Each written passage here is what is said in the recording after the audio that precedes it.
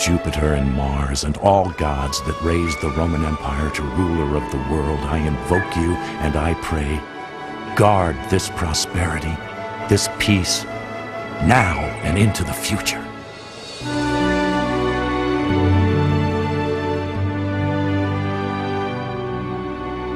In the year 14, prayers such as these were heard around the vast dominion ruled by Rome.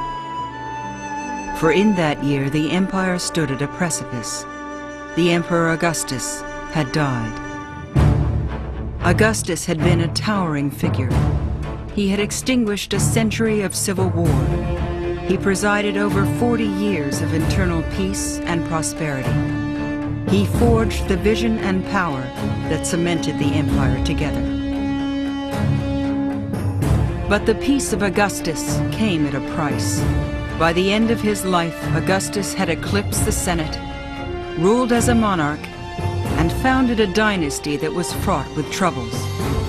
His heirs, Tiberius, Caligula, Claudius, these men would lead Rome through years of political terror, imperial madness, assassination, and through the distant founding of a new religion that would one day engulf the empire itself. The years to come would be years of trial, testing the endurance of subjects and citizens, soldiers and slaves, the men and women of the Roman Empire in the 1st century.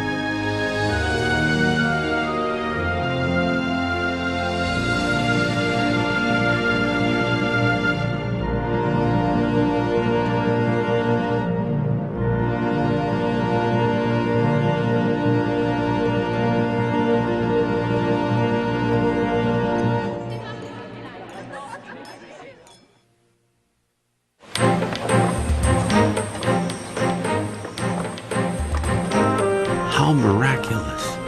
We can now sail to Spain in just 4 days, Gaul in 3 days, and we can reach Africa on the gentlest breeze overnight. As the 1st century unfolded, ancient observers were awestruck by their shrinking world. Incredibly, even Egypt is barely 7 days' journey. For the empire that Augustus left behind was now more than a collection of conquered lands. It was a far-flung society of vibrant commerce and frequent travel. By the year 14, the people of modern-day France, Turkey, Syria, Greece, Spain, and North Africa were all part of Rome. They contributed to its wealth and gained from its protection.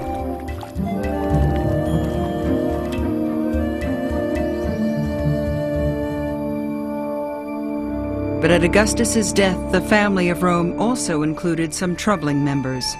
Egypt, conquered some 45 years earlier, remained an exotic land of disturbing power. Judea, added to a half-century before, was a tinderbox. And in Germany, local tribes resisted full subjugation. Then there was Britain. Once Julius Caesar had proudly claimed the island for Rome. But his claim did not hold, and at Augustus's death, Britain still lay tantalizingly beyond grasp. As he lay dying, Augustus assumed a philosophical air. "Did I play my part well in this comedy of life?" he asked. The answer was a resounding yes. The Senate declared Augustus a god, and as he passed into legend, he passed the torch of leadership to a man who had stood in the shadows for 50 years, his grown stepson, Tiberius. The years of waiting had come with wrenching sacrifice. Once Tiberius had been happily married, but he had been forced to divorce his wife and marry the emperor's daughter.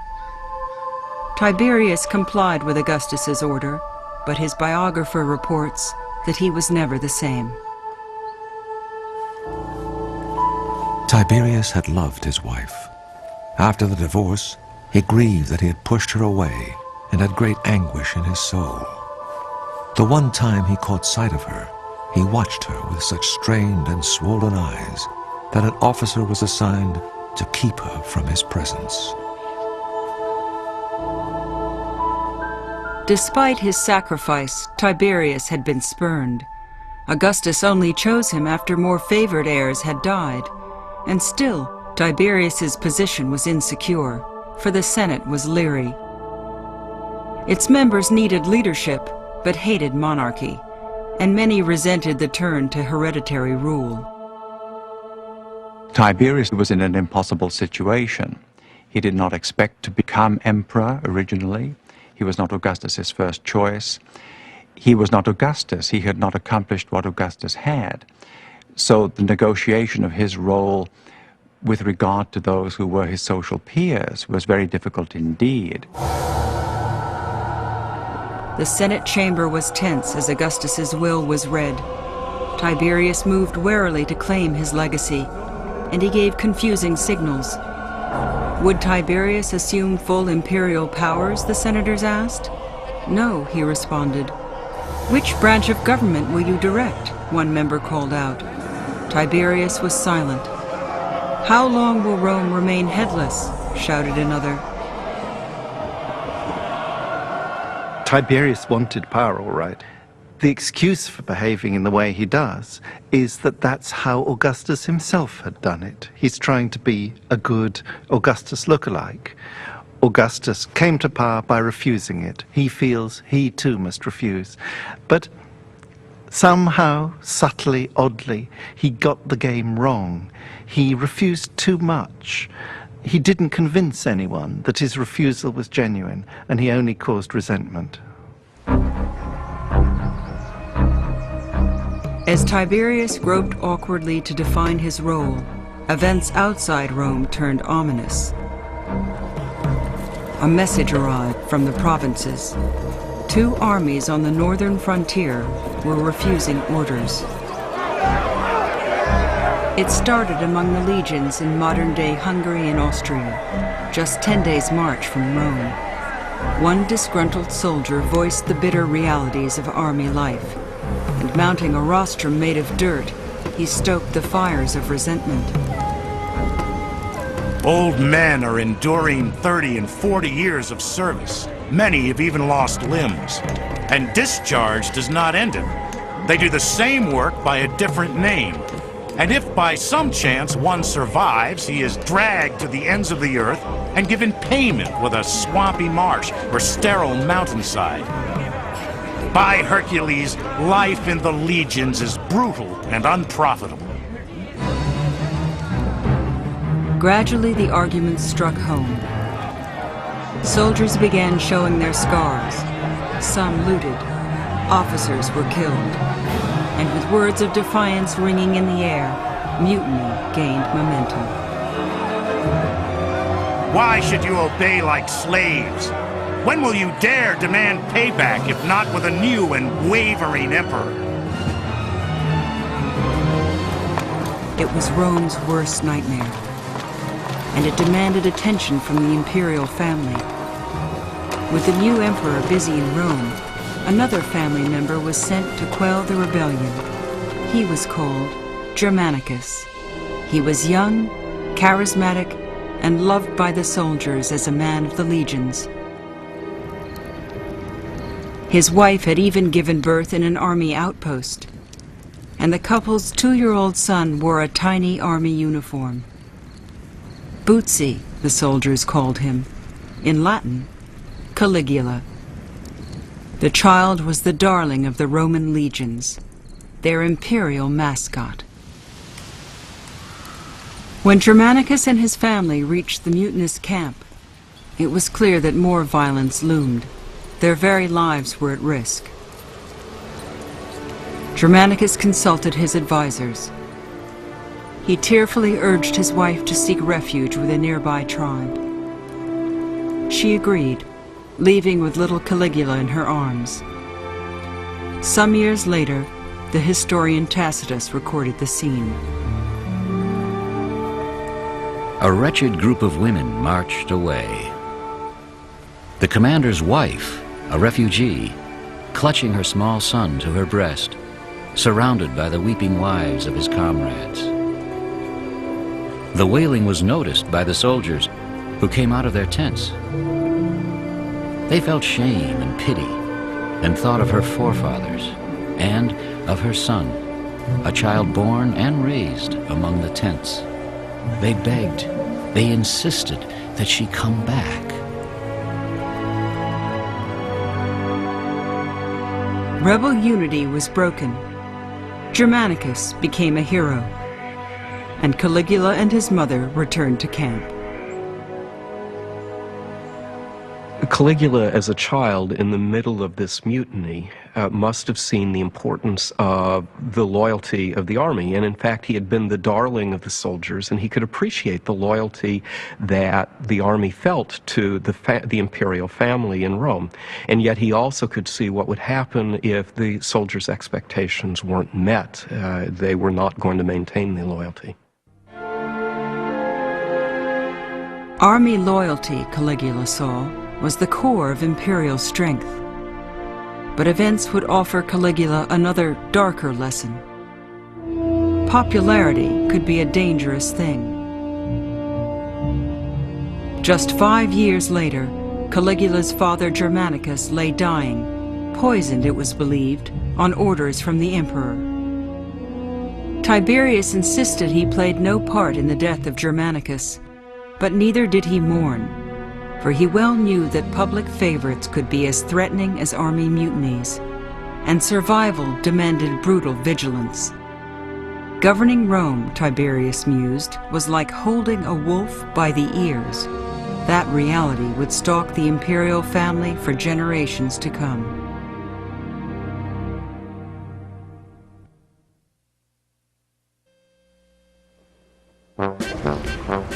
I must go and have a bath. Yes, it's time. I get myself some towels, I run and catch up with the others, and I say to one and all, how are you? Have a good bath. Have a good supper. Young and old, rich and poor, men and women, every day in mid-afternoon, countless people around the empire ended their work and made their way to the baths. Labor and worry be gone. I sing the baths, bejeweled with shining tiles. Most bath complexes were large, congenial places where all classes mingled in one of the great unifying rituals of Roman life. They included outdoor areas for exercise, food stands for snacks, and noisy attendants who offered every sort of service. I would die if silence were as necessary to study as they say. I live just above the bathhouse. The philosopher Seneca found his local bath a mixed blessing. Consider all the hateful voices I hear. When the brawny men exercise with their lead weights, I hear their groans and gasps. Or when someone else comes in to get a vulgar massage, I hear the slap of a hand on the shoulders. Add those who leap into the pool with a huge splash. And besides these, who at least have normal voices, consider the hair plucker, always screeching for customers and never quiet, except when he's making someone else cry. After several hours in the boisterous atmosphere, wealthy Romans headed home for an evening with friends. The less privileged met at roadside cafes. But one and all, Romans cherished their late afternoon rituals as staples of life. Baths, wine, and sex ruin our bodies. But what makes life worth living except sex, wine, and baths? Away from the public eye, Augustus's first successor lived in gloom. The Emperor Tiberius was already 55 when he inherited Rome from his stepfather, and he was a dour, cynical man. Embittered by his years of obscurity, Tiberius now resented the courtiers who once scorned him. He despised their intrigues and obsequious manners. Men fit to be slaves, he muttered as he left the Senate House. Many senators thought little better of Tiberius. They grew to hate him for his cryptic wishes and his unpredictable moods. What really gets up their noses is that he both demands civility from them and then pretends to be treating them like equals and saying, oh, no, no, don't be servile, don't flatter me. I don't want this adulation that you offer me. And yet it was clear to them that unless he was flattered, unless they behaved like slaves, he wasn't actually happy. That's why they called him a hypocrite. With mutual contempt between senators and Tiberius, the emperor sought counsel outside their ranks in a cavalry officer named Sejanus, a man the ancient historian Tacitus called a small-town cheater. Sejanus was brazen, with great physical endurance. Outwardly, he appeared honorable, but inside, he nursed a greedy nature. You have to remember that the Romans could be extraordinarily snobbish. The Romans weren't against social mobility, absolutely, but they hated to see upstarts who they see as getting into power not because they're good, but because they cheat the system, because they worm their way into the favor of the emperors, and they cheat themselves into social standing.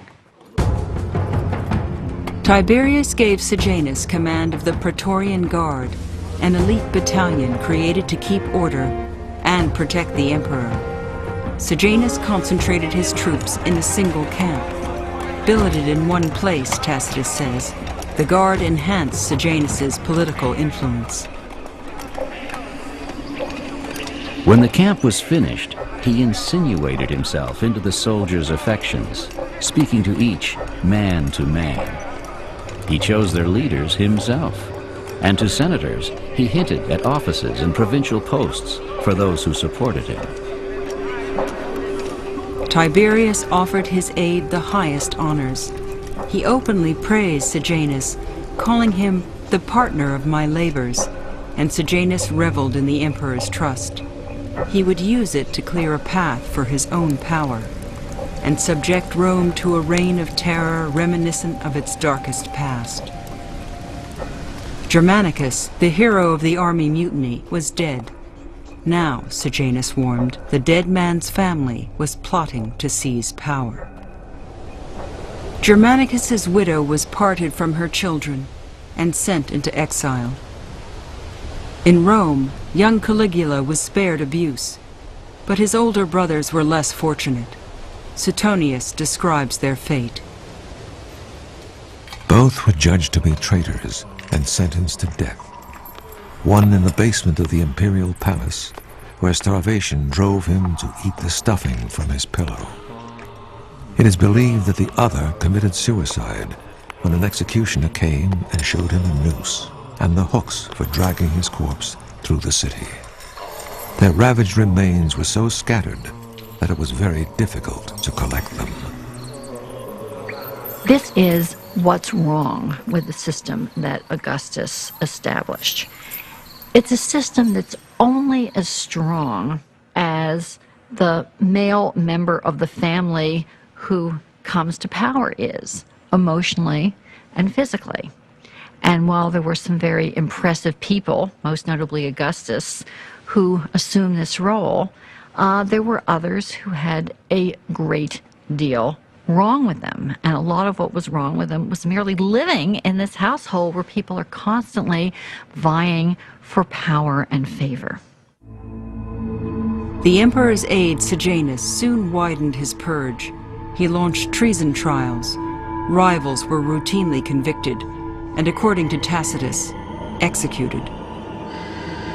It was a time of corruption, greed, and subservience.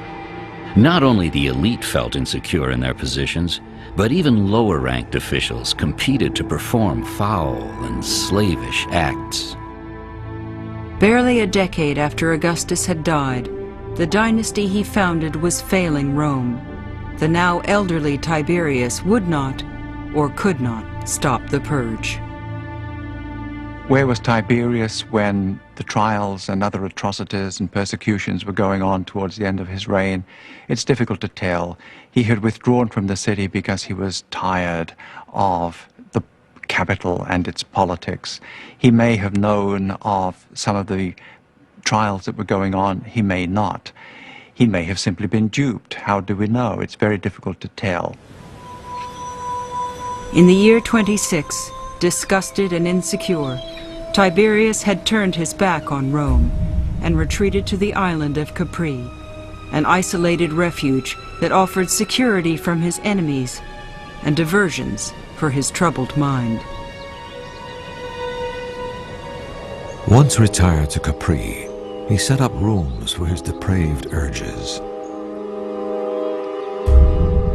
Perched in one of 12 cliff-top villas, Tiberius sought release in astrology, in wine, and according to his gossipy biographer Suetonius, in all manner of self-indulgence. He procured groups of girls and boys known for their sexual inventions. They enacted their unique depravities before him to arouse his failing sex drive. He decorated the bedrooms with erotic paintings, figurines, and Egyptian pornography, so they knew the work they were expected to put out. Only Sejanus had regular access to the reclusive emperor, and after Tiberius's own son died, only Sejanus enjoyed the emperor's trust. In Rome, he assumed all the powers of his absent patron and ruled with growing autonomy. Sejanus, it seemed, was poised to displace Tiberius himself. Sejanus had clearly been plotting to secure the emperorship for himself. There's no doubt about that, and he had waged campaigns against members of the imperial family. It's very difficult to know what caused his undoing in the end, because we don't have a complete account. In the year 31, events took a surprising turn. Tiberius suddenly soured on Sejanus and suddenly embraced Caligula, the only surviving son of his imperial family. Tiberius called Caligula to Capri. Then he sent a secret message to the Senate condemning Sejanus. The ancient historian Cassius Dio tells the story as it was recounted to him. At sunrise, the emperor's agent climbed the hill where the Senate was convening in the Temple of Apollo. He found Sejanus outside. He consoled him with lies, telling him that he was about to be named next in line. Ecstatic, Sejanus ran into the building. As the emperor's agent slipped away, Tiberius's letter was read aloud. Line by line, it condemned Sejanus. Slowly, senators inched away. The presiding officer called Sejanus forward, but he did not obey because he had never taken orders. He was called a second and third time. Then the officer said, "Sejanus, come here." Sejanus answered blankly, "Are you calling me?" He whom they once worshipped, they now led to execution. Sejanus was strangled. His body was dumped into the river Tiber. In an age of emperors, violence was the only recourse for the aggrieved, and brutality always lurked near the surface. What we might understand from Sejanus' downfall is that no one was secure within the court system. This was a secretive form of government. Power was pursued by those who were unscrupulous and wanted to wield it, but no one could be secure in his control of power.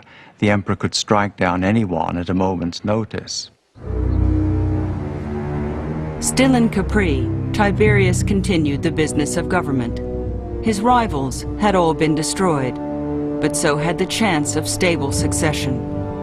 As Tiberius entered his last years, weary and remote, his only surviving heir, was Caligula.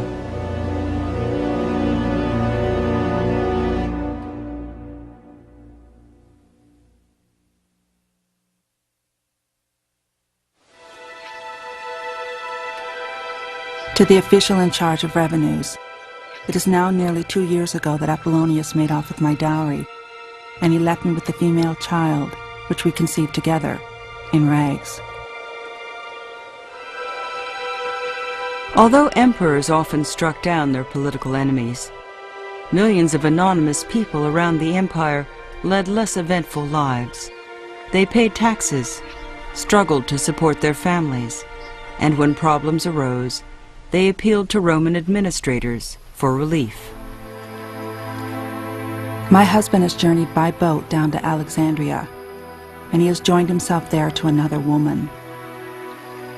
He has told his father to sell our house.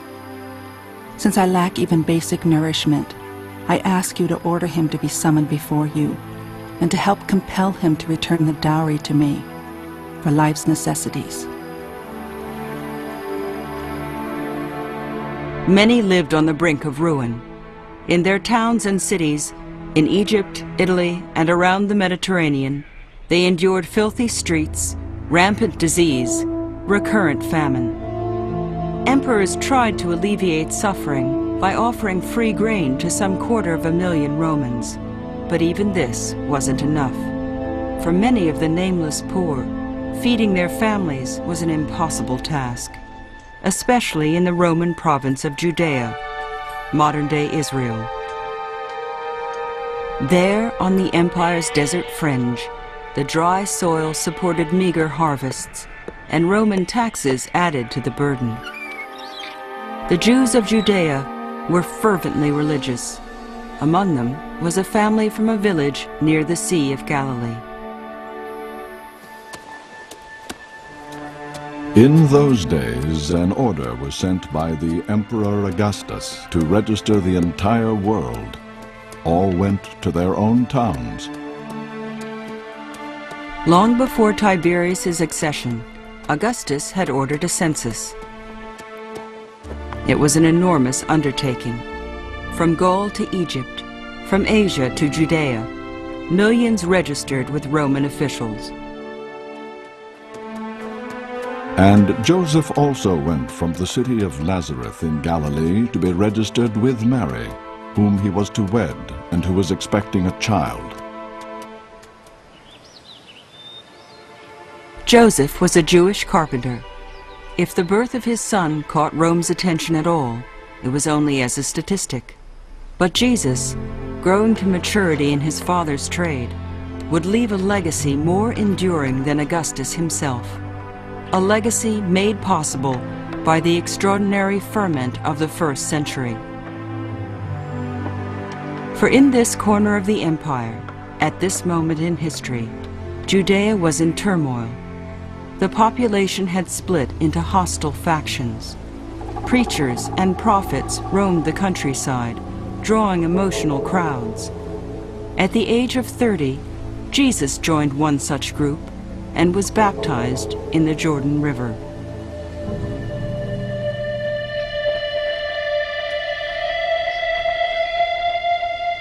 Soon Jesus began a ministry of his own, and like other itinerant preachers of his day, he walked between villages, taking his message to the homes and synagogues of Judea's poor.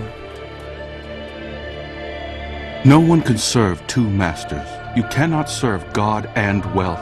And so I say to you, do not worry about what you will eat or what you will drink, or about what you will wear.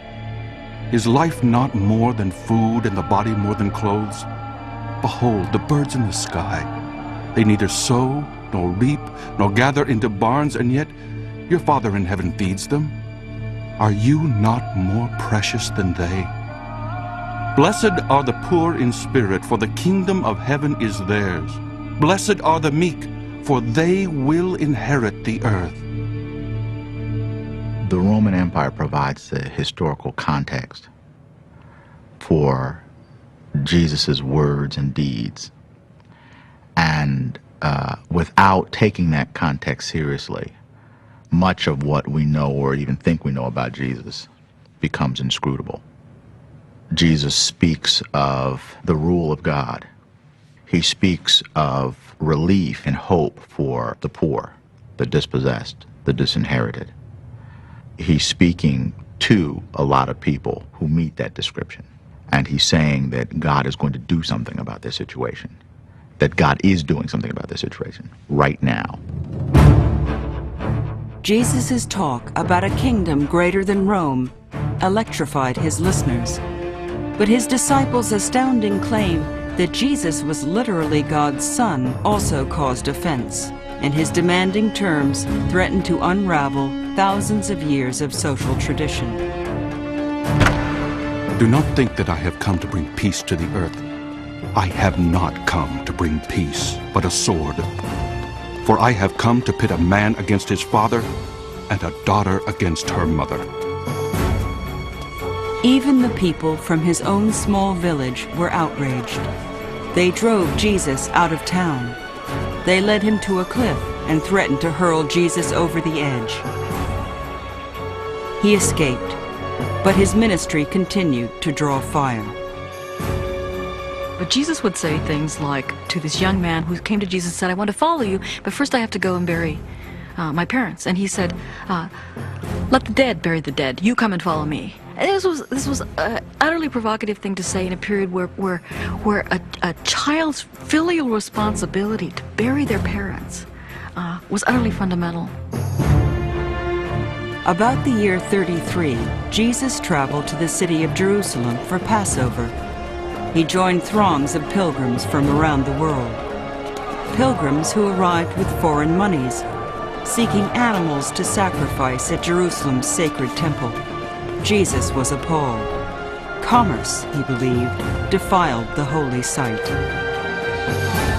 In the temple, he found people selling cattle, sheep, and doves, and money changers seated for business. Making a whip from cords, he drove them all out of the temple. He also poured out the coins of the money changers and overturned their tables. To those selling the doves, he said, "Take these things out of here. Do not make my Father's house a marketplace."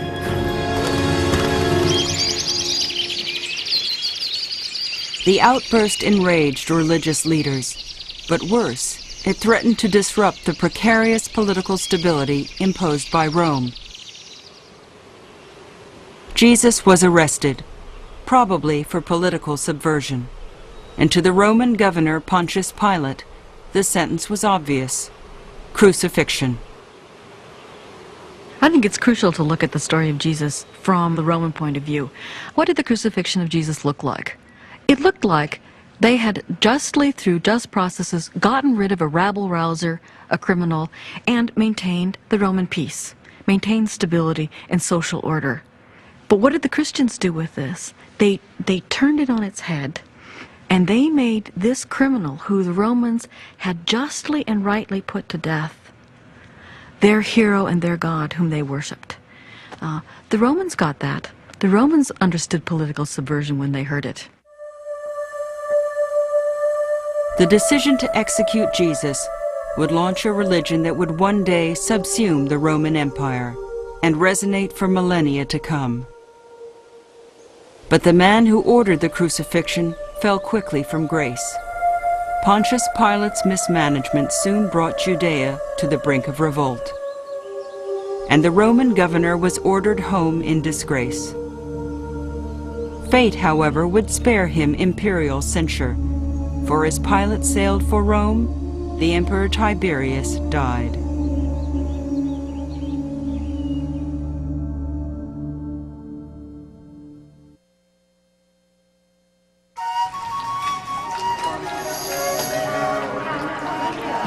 At the baths, there is no way to escape Monogenes. If you take some towels, he will call them whiter than snow, although they may be dirtier than a baby's lap. As you comb your thin hair, he will say you look like Achilles.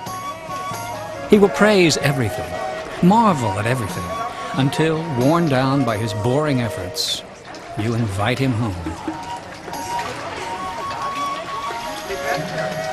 The antics of status-conscious Romans delighted ancient humorists, for in some circles, Wheedling a place at a rich man's table was a daily dance, to fail a social disgrace. My friend swears that he has never dined at home, and that is so. He just doesn't eat without an invitation. Dinner was an artful affair. Upper-class Romans reclined on couches and were served by slaves. They enjoyed music, poetry, and endless delicacies. But those of more modest means enjoyed more modest amenities, as revealed by graffiti scribbled as comic dialogue 2,000 years ago. Innkeeper, let's settle my bill. You owe 1 coin for wine, 1 for bread, and 2 for relish. Agreed? The girl you had costs 8 coins. Yes? And the hay for your mule is 2 more. That wretched mule will finish me off. In the year 37, the empire shifted into a lighter mood, for Caligula, now 25 years old, had become emperor. By assuming command, Caligula fulfilled the wishes of the Roman people, or should I say, the whole world. Caligula had suffered mightily from palace intrigue. As the lone survivor of a charismatic father, as the grown mascot of Rome's army, many hoped Caligula would breathe energy into the gloomy city. At first, Caligula lived up to expectations. He recalled exiles and hosted a bonfire where he ceremoniously burned the records of his predecessor's treason trials. But soon, Caligula began to show disturbing eccentricities. 2 years into his rule, Caligula led an army north. When he reached the sea, the emperor prepared to invade Britain, the land that had eluded Julius Caesar. Then, inexplicably, Caligula ordered the legions to gather seashells. What is going on when Caligula goes up to the North Sea and starts collecting seashells? Well, Caligula had been seriously ill the preceding year. He may or may not have had something like encephalitis. There's also reason to believe that there's some troubled hereditary strain in this family, and that Caligula suffers from, we might want to call it, bipolar behavior. Tyranny descended on Rome as Caligula's quirks grew into abominations. Once, during a sacred ritual, Caligula was to offer an animal to the gods. But as he raised his mallet to kill the sacrifice, a whim brought it down on the nearby priest. The man died instantly. Caligula dressed in silken and bejeweled robes. He forced senators to grovel on the ground and kiss his feet. He openly seduced their wives at dinner parties, and he discussed the women's sexual performance over dessert. There's no doubt that Caligula was strange, grotesque, and perhaps even really clinically insane. His reign does show the dangers of hereditary succession within the system that Augustus had founded. Military monarchy of the Augustan kind did work. There's no doubt about that. But its danger was that if an hereditary system was used, you could never guarantee that the ruler of the day was going to be an effective ruler. And certainly with Caligula, we find one emperor who was an absolute disaster. The disastrous Caligula brought Rome's elite to its knees, and other Roman subjects to the brink of despair. In Rome, on the far side of the Tiber, there was a large Jewish neighborhood.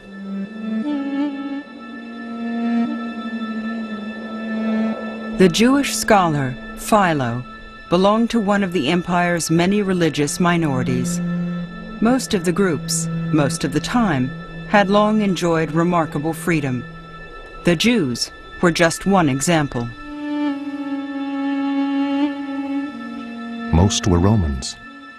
They were brought into Italy as prisoners of war and had been freed by their masters. But they were not forced to betray the customs of their forefathers. And when Augustus distributed money and grain, the Jews received as much as everyone else.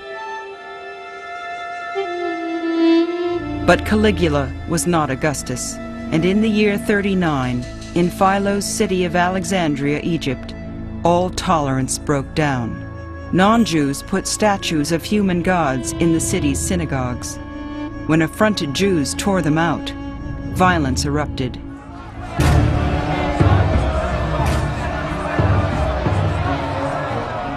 The mongrel crowd attacked us and ran through our houses, turning out the inhabitants. Huge mobs of men destroyed the meeting houses, setting many fires in their manic, senseless rage.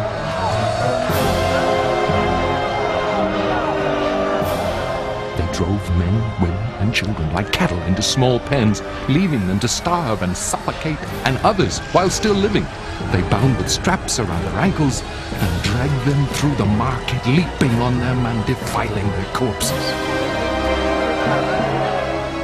It was a gruesome tragedy, and it came at an unfortunate time.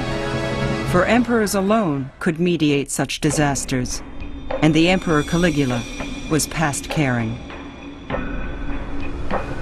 Philo and some fellow Jews set out to seek an audience. They traveled all the way from northern Egypt to Rome. But when they entered Caligula's presence, they knew their mission was doomed. When we were brought before him, we bowed to the ground out of humility and offered our hands, calling him the most holy emperor. Growling and snarling, he responded, "Are you those God-haters?" The emperor was inspecting a villa under renovation. As he flitted from garden to building, the Jewish envoys strained to keep pace.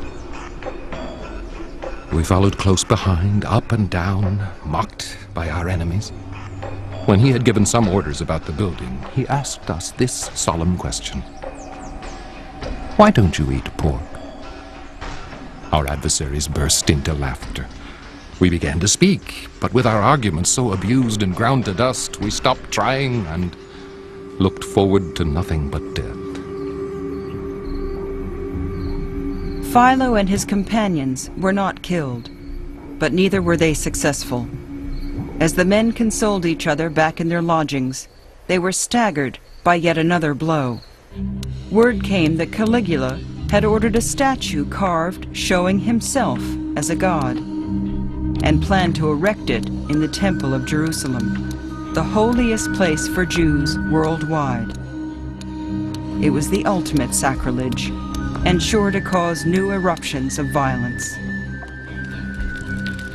Those living in and around the holy city, as if answering a single sign, left their homes and rushed as one to the camp of the Roman government.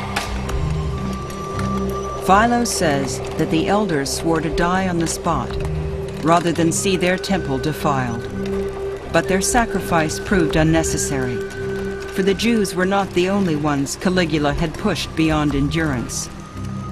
Back in Rome, soon after their petition arrived, the emperor paid for his misdeeds. Caligula was murdered, killed by his closest aides.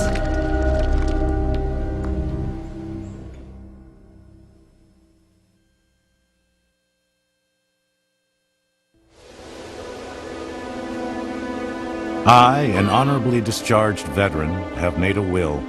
I order that my 2 slave women, over 30 years of age, become free. Here rests a free handmaiden. This monument testifies to the harmony she shared with her mistress and spouse. Good wishes and goodbye. Slavery was an abusive and degrading institution, and it had a long history in the ancient world. But in Rome, slavery had a remarkable feature: manumission. Roman owners freed their slaves in considerable numbers. Former slaves could work as craftsmen, midwives, merchants. Sometimes they achieved wealth. But in Rome's status-conscious world, even successful freedmen found the stigma of slavery hard to erase. We approached the house. At the entrance stood a doorkeeper shelling peas into a silver bowl. Over the door, a magpie squawked a greeting to guests from his golden cage. The Roman nobleman Petronius had a sharp eye for satire. In his novel, The Satyricon, Petronius lampooned the lifestyle of former slaves by depicting a vulgar dinner party through the eyes of a fictional guest. We reached the dining room. Boys from Egypt poured cooled water on our hands while others ministered to our feet, removing the hangnails with precision. I began chatting with my neighbor. Who was that woman running here and there? The host's wife, he replied. She counts her money by the bushel.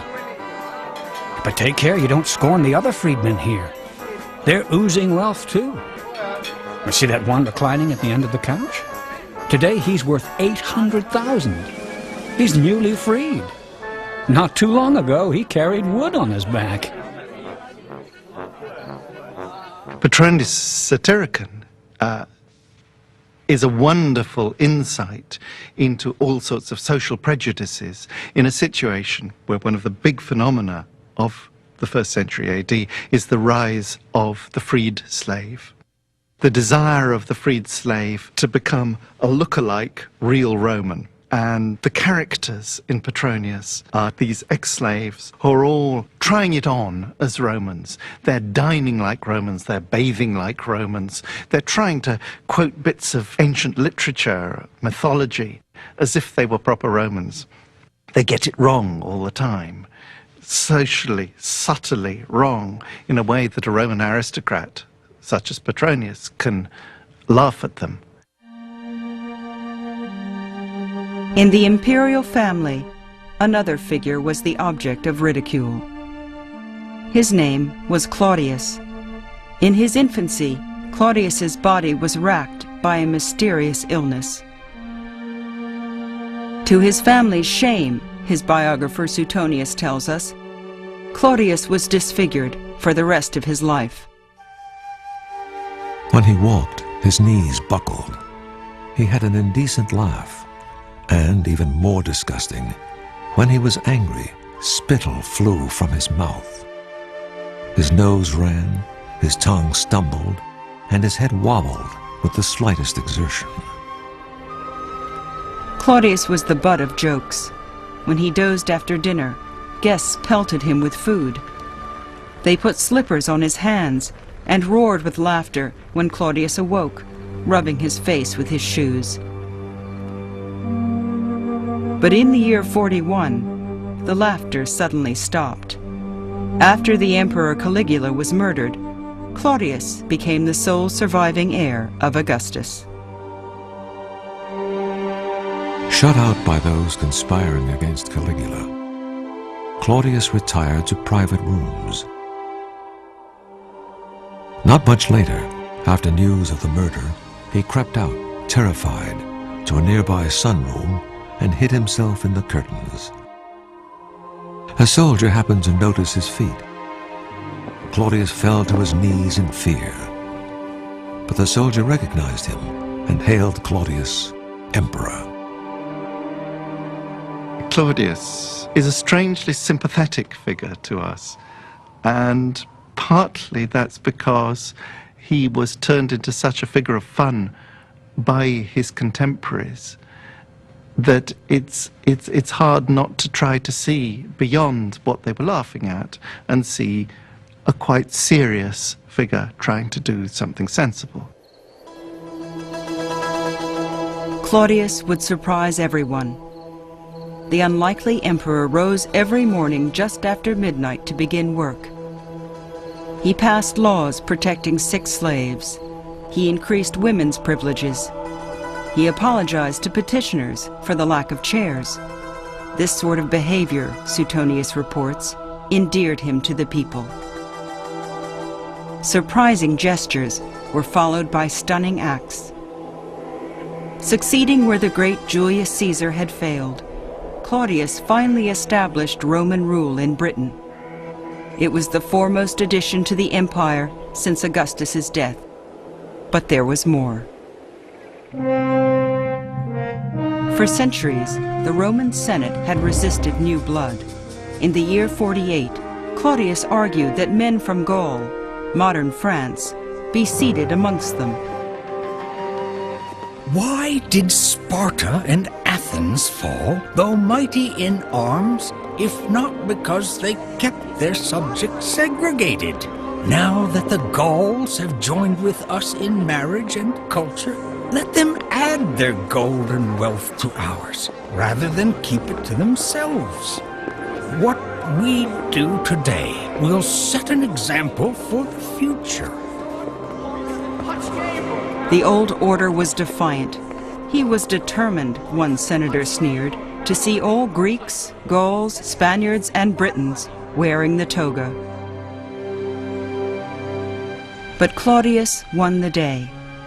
The empire took another step toward integration. It was a solid victory, but it would be followed by anguish, for Claudius was no less vulnerable to intrigue than those who preceded him. In fact, Tacitus tells us, he was more so. And this was the end of his ignorance towards matters in his own house. In the eyes of many, Claudius's weak spot was his wife, Messalina. The emperor adored her, but she did not return his devotion. Instead, Messalina indulged her passions, for luxury, and for affairs with palace servants. Claudius always looked away, but in the year 48, the affairs of Messalina suddenly turned sinister. She took a new lover, this time a nobleman, and her affair was widely thought to signal a coup in the making. Act fast, a loyal freedman urged Claudius, or her new man controls Rome. Claudius rushed back to the capital and ordered his guards to kill Messalina's lover. The empress fled to a friend's villa to compose an appeal. Claudius's anger began to wane, but his freedman took no chances. He told their guards and their commander to kill Messalina. A freedman was chosen to carry out the deed. Rushing ahead of the officers, he found her cowering on the ground, with her mother sitting nearby. She had often disapproved of her daughter, but was now overcome by pity. Life is past, she said, and there is nothing left but to seek an honorable death. But there was no honor in that spirit so corrupted with lust. The doors gave way to the oncoming attack. The commander stood before her in silence as he delivered the fatal blow. Claudius was hosting a dinner party when news reached him that his wife had died. Without asking whether it was suicide or murder, he called for more wine. Claudius, Rome's most improbable ruler, had salvaged, even enhanced the empire of Augustus. But he too held a wolf by the ears, and in the years ahead, Claudius would begin to lose his grip.